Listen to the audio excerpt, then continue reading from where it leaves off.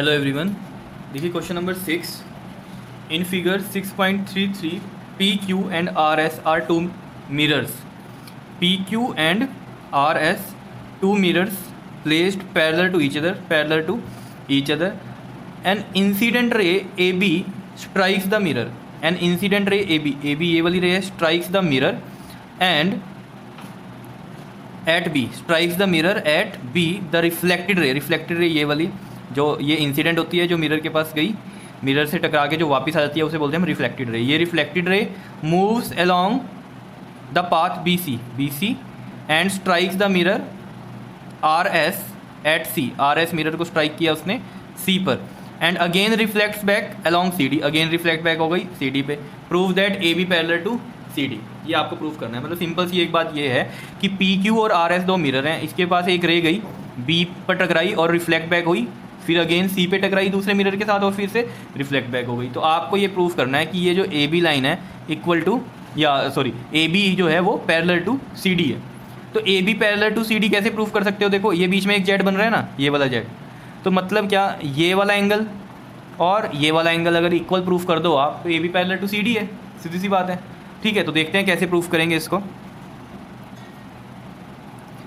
देखो इसमें सबसे पहले तो आप क्या करो, परपेंडिकुलर ड्रॉ करने पड़ेंगे आपको। परपेंडिकुलर कहाँ पर, ये देखो ज़रा, ये परपेंडिकुलर बी एन और एक परपेंडिकुलर ये सी एम।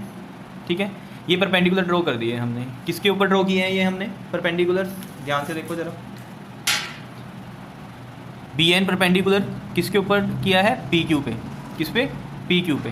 तो draw B N perpendicular to P Q और क्या ड्रॉ किया है आपने? C M perpendicular to R S. ये ड्रॉ कर दिया हमने। ठीक है, पी क्यू और आर एस पे दो परपेंडिकुलर ड्रॉ कर दिए हैं। ठीक है, उसके बाद देखो, अगर आपको ये उसने कहा है कि पी क्यू और आर एस क्या है? Two mirrors placed parallel to each other. क्या बोल रहा है वो? Parallel to each other. तो मतलब ये हमें गिवन है। ठीक है ना, क्या चीज़ें गिवन है हमें? देखो P Q parallel to R S है। अगर P Q parallel to R S है तो इट मीन्स ये B N parallel to C M है। सीधी सी बात है। If P Q parallel to R S then B N, क्योंकि उसके ऊपर ही तो परपेंडिकुलर हैं। सीधी सी बात है, अगर वो पैरेलल हैं तो इनके परपेंडिकुलर्स भी तो क्या होंगे? पैरेलल होंगे। बी एन किसके पैरेलल होगा? सी एम के। अब देखो जरा, अगर ये पैरेलल हैं, बी एन और सी एम पैरेलल हैं, तो ये क्या है? इसके बीच में एक लाइन इंटरसेक्टिंग वाली आ रही है और ये वाला एंगल देखो, ये वाला एंगल और ये वाला एंगल क्या ये इक्वल होंगे? देख लो, ये बी एन और ये रहा सी एम, ये जेड बन रहा है कि नहीं? ये कौन से एंगल्स हैं?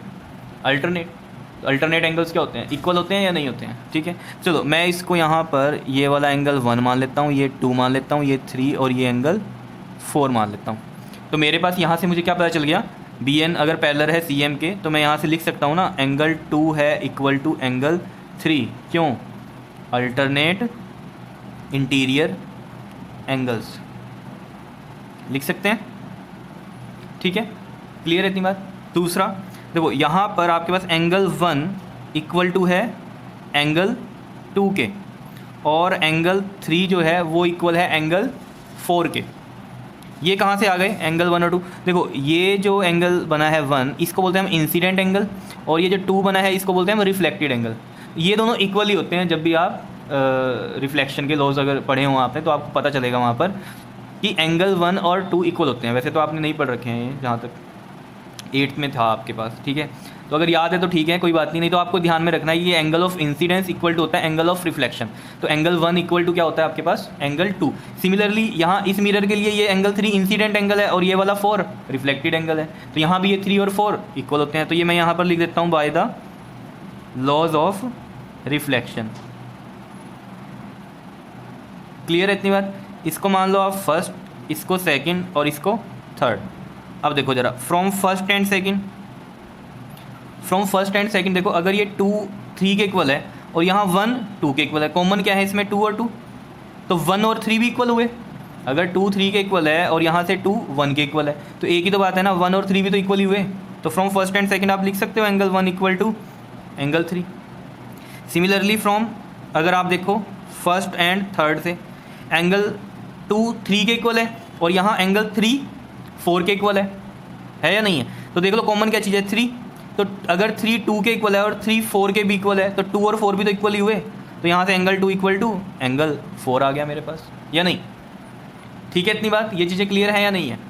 अब देखो ज़रा, अब अगर मैं ये आपको बोल रहा हूँ कि यहाँ से ये जो ए बी है ये पैरेलल है इस सी डी के, तो मतलब ये वाला पूरा एंगल 1 और 2 और 3 और 4 ये इक्वल होने चाहिए या नहीं? होने चाहिए, तभी होगा। और ये इक्वल हैं, कैसे हैं? देखो, अगर 1 और 2 प्लस करके कुछ आएगा और 3 + 4 करके भी कुछ आएगा, और 3 और 4 तो मेरे पास यहाँ से ही पता चल रहा है मुझे 1 और 2 ही है, तो मैं यहाँ 1 और 2 लिख दूँ, चाहे एक ही बात है। तो इन दोनों का सम क्या होगा? इक्वल नहीं आ रहा है, तो अगर ये इक्वल आ रहा है तो एंगल्स आर इक्वल, और ये लाइंस क्या हैं आपके पास? पैरेलल हैं, क्योंकि एंगल्स कौन से हैं? ये अल्टरनेट इंटीरियर एंगल्स हैं। इतनी बात तो क्लियर है या नहीं है हमें? ठीक है, वो बहुत ईजी था, कोई इतना मुश्किल नहीं था ये।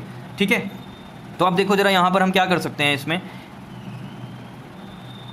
एंगल 1 प्लस एंगल 2 इक्वल है आपके पास एंगल 3 प्लस एंगल 4 के। कैसे इक्वल है? यहाँ से आपको पता चल रहा है इक्वेशन से। एंगल 3 और 4 देख लो किसके इक्वल है? 1 और 2 के।